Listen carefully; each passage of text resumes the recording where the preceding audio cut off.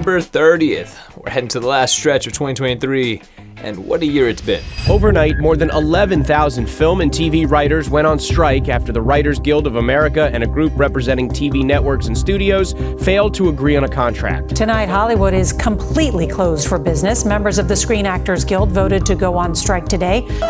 With scripted film and television production on hold, the lack of economic activity is having a profound ripple effect on small businesses in Southern California, New York, and other industry centers. The labor dispute could end up transforming the industry. The writer's strike reaching its final act. The WGA agreeing to a tentative 3-year deal with the AMPTP, which represents streamers and studios. It comes nearly 150 days after film and TV writers walked out on Hollywood and hit the picket lines. The deal likely promises higher residuals from streaming, higher wages, and protections against AI. Seeing that Christmas is gonna just fly by anyways, I wanna go ahead and take a look at what's coming our way in 2024. And so with that, let's get into my most anticipated movies of 2024. Alright, so just like in my previous work, none of what I'm about to say is in any order of hype or necessarily the most from least anticipated, least to most anticipated. It's not a ranking video. And the reason I don't really structure my videos like that is because the idea of ordering these off of hype, off of artistic expression, off of my own general taste, while also maintaining your expectations for what you would like to see ranked high or low without giving the impression that just because it's low means I hate it. All of this really just starts to make my brain break, broke, fire, smoke, out, ear, here. Starting off, I'm excited about March 1st when we get Dune 2. Admittedly, if there was to be a top, and if my anticipation was to be narrowed down to just the one, I would say that Dune 2 is the top of that list for me. And I'd be able to make an argument that it's solely because of its director, Denis Villeneuve, who is my favorite director of all time. I've been saying that for the better part of 10 years, but the more work he puts out, the less and less controversial that opinion becomes. I think more and more people are gravitating towards Denis Villeneuve being at the top of their list when it comes to filmmakers. And honestly, I really enjoyed that first Dune he managed to make in 2021, and so when you take that already star-studded cast, and then you go ahead and add talents like Florence Pugh, Austin Butler, and Christopher Walken, I'm pretty eager and excited to see how this movie shapes out because I know it's gonna be good. Just see it on the biggest screen you can. I'm gonna try and find the biggest screen I can and be there opening night. Next, we got what was originally gonna be scheduled for March 29th, but now is just TBD. We're gonna get a third installment with Spider-Man Beyond the Spider-Verse. Trust me, the hype around the first two, if you haven't seen them, it's legit. These movies are so much fun, but very well written. The animation is beautiful. The action is intense while also having purpose. These movies are great. If you've seen the second one, you especially know why this third installment is a must-see on day one. But due to the strikes, it has been kind of put into limbo territory, and we've been told that it's just gonna release when it's ready, which I think is a very funny statement. But when it comes to filmmaking, excitement is not just all about IPs and franchise sequels. No. See, I'm also very, very excited about what we'll actually get on March 29th. Bong Joon-ho's next film, Mickey 17. I believe everybody should know Bong Joon-ho's name by now, but if you don't, come on. This film stars Robert Pattinson, and we'll have Toni Collette, Steven Yeun, and Mark Ruffalo. I almost wanted to say that this was my most anticipated of 2024 right before recording, but I kind of just made a play on the spot. Look, just put it on your list. Don't care, put it on your list. Safest bet, put this on your list. On May 3rd, director David Leitch is gonna give us The Fall Guy, and I am so ready for this one. It's directed by the guy who helped co-direct the first John Wick and kind of oversaw the whole franchise from there. He also split and kind of went solo to give us Atomic Blonde, Bullet Train, and Deadpool 2.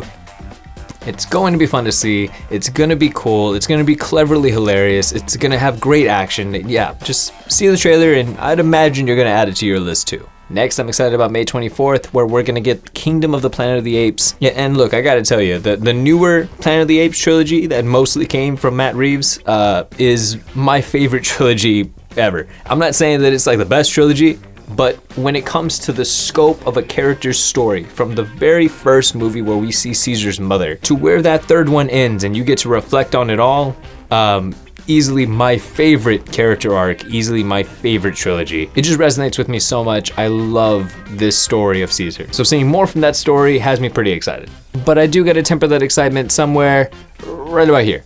And the reason being is because it's being directed by Wes Ball. And not to knock him, but his resume really only has the Maze Runner trilogy attached to it, and so it's just kind of hard to gauge how good this will be. I like the Maze Runner movies. I had fun with them. I think they were decent. There was a couple of really good things to come out of that.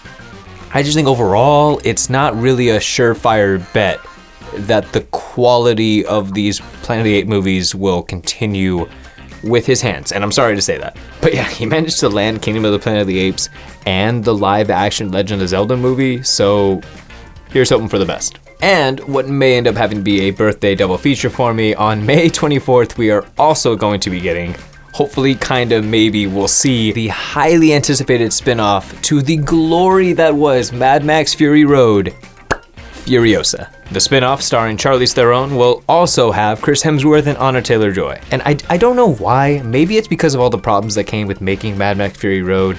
Maybe it's because of just how difficult movies like Mad Max are to make in general.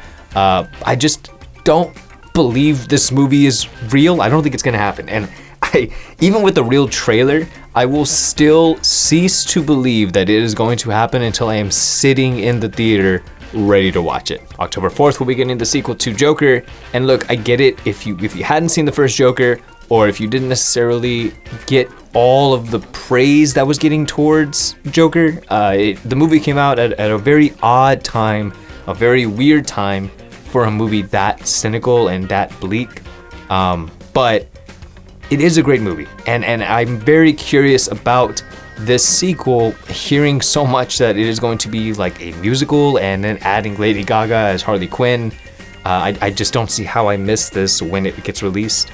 So yeah, definitely anticipating this one. And if we got a sequel that Joaquin Phoenix is willing to sign off on, then it's on my list.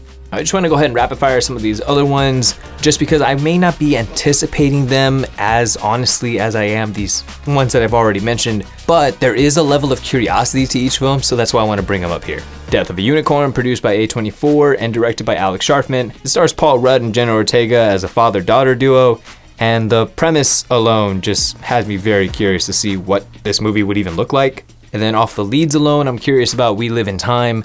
It's a romance starring Andrew Garfield and Florence Pugh. Very curious to see how that shapes out. And off the directors alone, I'm curious about The Front Room. It's directed by the two younger brothers of Robert Eggers, and if you've ever seen a Robert Eggers film, you know his films are weird. So I'm very curious to see how and what they do. And I'm gonna go ahead and mention some that are just solely based off of my preference and taste alone. We have Barry Jenkins' live-action Mufasa movie, and Sonic 3. Yeah, Sonic 3. You won't really find me apologizing for this anytime soon.